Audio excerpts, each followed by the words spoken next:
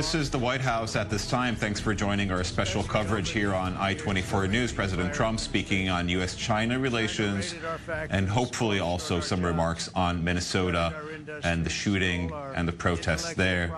Let's take a listen. And violated their commitments under the World Trade Organization. To make matters worse, they are considered a developing nation, getting all sorts of benefits that others, including the United States, are not entitled to. But I have never solely blamed China for this. They were able to get away with the theft like no one was able to get away with before because of past politicians and, frankly, past presidents. But unlike those who came before, my administration negotiated and fought for what was right. It's called fair and reciprocal treatment.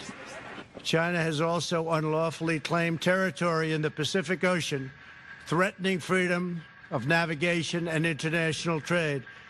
And they broke their word to the world on ensuring the autonomy of Hong Kong. The United States wants an open and constructive relationship with China, but achieving that relationship requires us to vigorously defend our national interests. The Chinese government has continually violated its promises to us and so many other nations. These plain facts cannot be overlooked or swept aside. The world is now suffering as a result of the malfeasance of the Chinese government. China's cover-up of the Wuhan virus allowed the disease to spread all over the world, instigating a global pandemic that has cost more than 100,000 American lives and over 1 million lives worldwide. Chinese officials ignored their reporting obligations to the World Health Organization and pressured the World Health Organization to mislead the world when the virus was first discovered by Chinese authorities. Countless lives have been taken and profound economic hardship has been inflicted all around the globe. They strongly recommended against me doing the early ban from China, but I did it anyway and was proven to be 100% correct. China has total control over the World Health Organization, despite only paying $40 million per year compared to what the United States has been paying, which is approximately $450 million a year. We have detailed the reforms that it must make and engage with them directly, but they have refused to act. Because they have failed to make the requested and greatly needed reforms, we will be today terminating our relationship with the World Health Organization and redirecting those funds to other worldwide and deserving urgent global public health needs. The world needs answers from China on the virus. We must have transparency. Why is it that China shut off infected people from Wuhan to all other parts of China? It went nowhere else. It didn't go to Beijing. It went nowhere else. But they allowed them to freely travel throughout the world, including Europe and the United States. The death and destruction caused by this is incalculable. We must have answers not only for us, but for the rest of the world.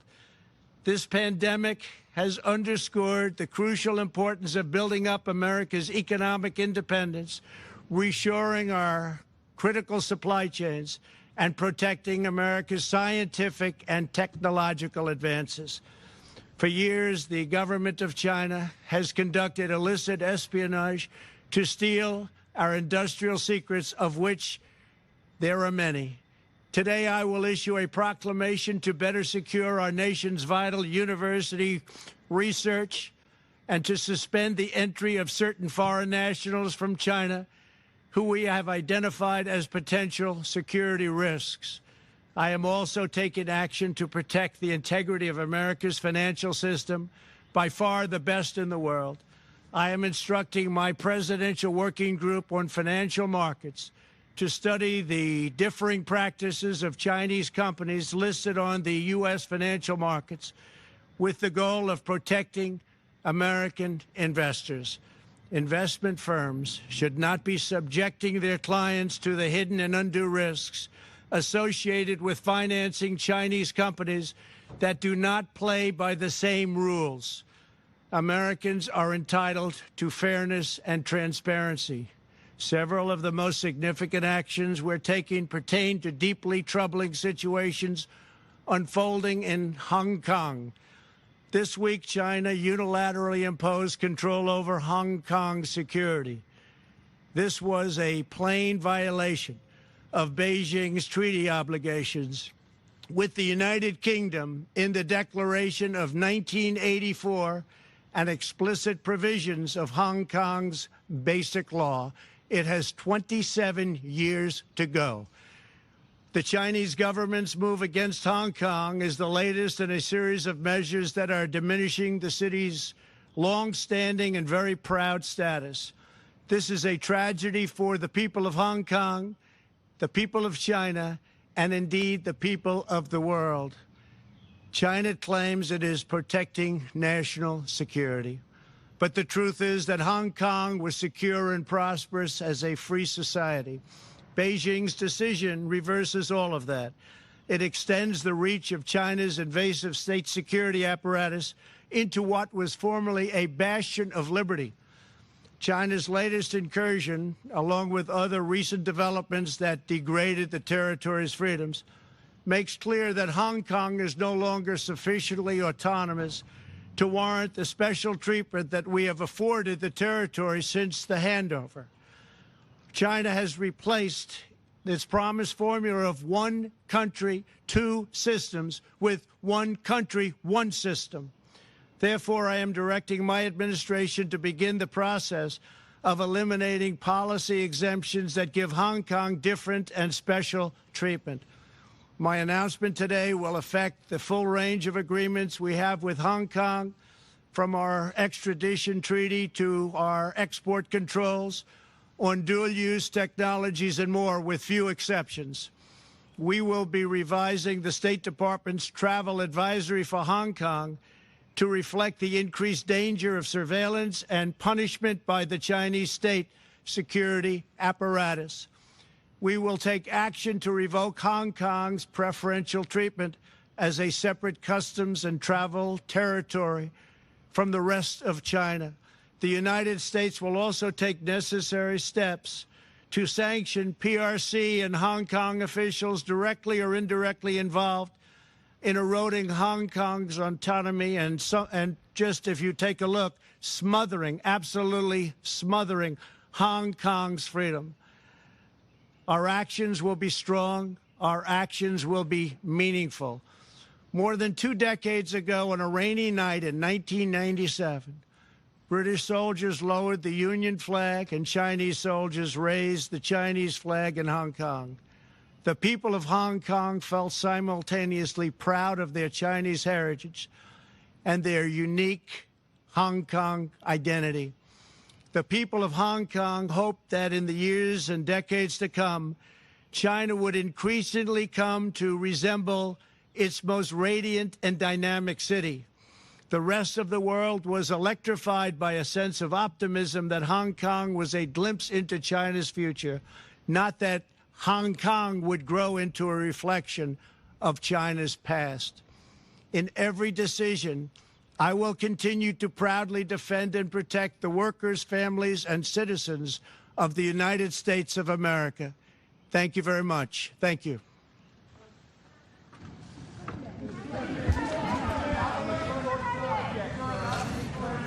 That was President Trump at the White House declaring what sounds like a financial war against China this evening due to numerous reasons that he is naming there, starting from the new China law regarding Hong Kong that is eliminating the status of Hong Kong that was in status quo since 1997, says Trump.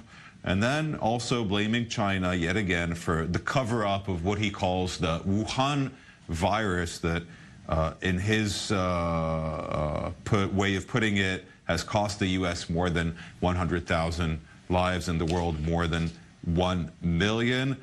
A lot of things mentioned there by President Trump, and to discuss more, I'm joined by Martin Himmel, senior security analyst. Thank you for joining us, Martin. Pleasure. Martin, very strong words coming there from President Trump. I can't see this phrased any way differently than a declare of war against Chinese capitalism, or Chinese social capitalism, as it's often phrased, saying we will sanction not only Hong Kong, but also China, and cut many of the ties that we have with China at the moment. How do you see it? Well, the details aren't clear. The strategy is clear. The strategy is some sort of economic confrontation with the People's Republic of China and with Hong Kong because of several reasons, and it's the reasons which are very important here. The first reason he gave is the pandemic. He clearly puts the blame of the pandemic on China. And then he goes to the other reasons, which include the extension of security laws over Hong Kong, and basically further economic restrictions on Hong Kong because of that. And he shoved into the middle of that a massive headline that the United States is cutting off ties with the World Health Organization. Don't underestimate the immense implications of that, because as the world is scrambling for a vaccine and treatment, the World Health Organization is the world intelligence of what this pandemic is doing. It's the most extreme move at a time when the World Health Organization's value is so important. Clearly what this is all about is he puts the WHO and China in the same boat. The WHO was in some sense complicit with China in the pandemic. That is what he accuses. And he clearly wants to make China the bad guy, the villain of this whole nightmarish pandemic that's gripping the world. And by doing so, also deflecting his responsibilities and his failures to stop the pandemic in the United States. Yeah, Martin, we're looking at a president who is very harshly criticized for the way he handled the pandemic, with numbers of deaths mounting in the U.S. and now riots in Minnesota as a direct or indirect outcome of the financial situation in the United States. In this struggle of his, definitely trying to paint China as the bad guy. For a moment, let's speak about how this might develop going forward. What do you expect China to do in a case like this? Well, first of all, I think that China's policy is not to confront the U.S. head-on with a blow-by-blow tactic. Actually, I think that China would like to tone it down, and it needs Hong Kong's world-class position. It needs its financial strengths. It needs its investment channel. The Hong Kong stock market is extremely important to China and for all of Southeast Asia. I think that we're having some communication problems there with Martin Himmel. In the meantime, we'll update you that there is one issue, of course, that Trump did not refer to, and that is the killing of a black man on Monday by a white officer in Minnesota. The officer, we're now getting news, is being charged with murder, a third-degree murder and manslaughter. This is the police officer from the incident on Monday. And these are protests that have been going on throughout the night over there in Minnesota and in Minneapolis. Many buildings are still on fire in the city. During the night of protest, different buildings were put on fire. Authorities say that protesters also stormed the police station. But the main news coming in just now is that the police officer who was caught on camera on Monday pressing his knee into the neck of the handcuffed victim, George Floyd, that officer is charged with murder. in the U.S. Martin, we didn't hear a word from a white president standing in the White House about what's happening in Minnesota. Riots and his home country is on fire. He prefers to speak about China. Yes, he does, because that shows the greater insecurity and threat to what's going on in the United States. Riots in the streets, over 100,000 dead from the coronavirus, a failure of policy to stop the coronavirus, growing instability in the United States. And the best tactic to deal with that is to get a villain in the outside world. And that villain right now is China.